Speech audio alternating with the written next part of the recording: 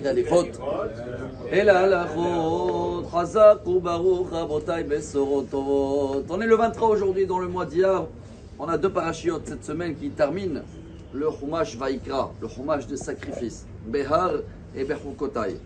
Bechukotai, il y a une montée, on ne va pas dire c'est laquelle, parce qu'après il y en a qui vont éviter de monter dans cette montée, où le Hazan, le lecteur Baal Koré, il est censé un petit peu baisser la voix, car là-bas, il y a 49 bénédictions. Ça va devenir, je dis bénédiction. N'oubliez pas que dans la paracha de Kitavo, à la fin de l'année avant Rosh Hashanah, là c'est Moshe Rabbeinu qui va répéter dans cette paracha ce que Dieu il a donné, mais il a doublé Moshe Rabbeinu.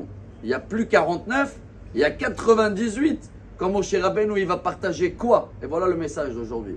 Ces 49 messages de Dieu, c'est le contrat de loyer sur la terre d'Israël. Comme chacun avant qui va, on va dire, louer ou acheter une maison, il va voir l'avocat, il y a tout un contrat à respecter, surtout quand tu es un locataire. Tu ne peux pas faire de la musique à telle heure.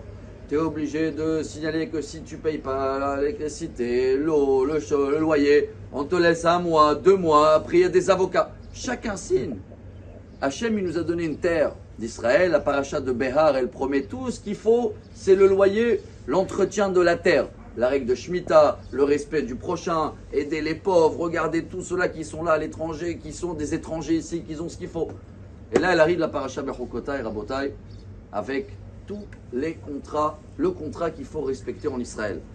Malheureusement, il faut le dire, parce qu'au long de toute l'histoire, il y en a qui adorent cette montée-là, ils veulent monter dans cette montée. Vous allez me dire pourquoi?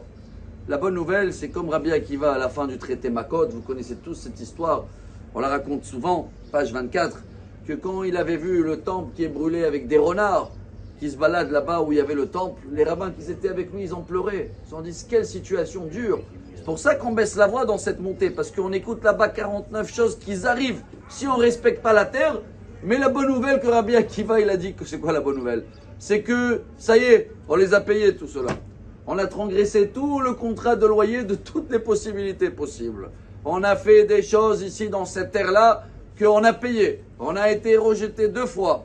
Et maintenant qu'on a payé, on a soldé. J'espère qu'on a compris le message. Que quand on vit ici, celui-là qui a choisi de vivre là, et il n'a pas choisi ni la Suède ou ni l'Espagne, c'est parce qu'on est une terre de Dieu. Et on doit faire tout ce qui est marqué. Chacun de nous qui fait des devoirs, qui regarde un peu tous ces 49, en fin de compte, ça va devenir des bénédictions.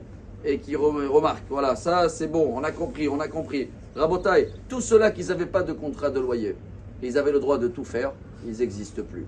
Il n'y a plus les Romains, il n'y a plus les Babyloniens, il n'y a plus les Perses, il n'y a plus les Gaulois. Mais le seul peuple qui avait un contrat très balèze de loyer, il est toujours là, il est sur sa terre.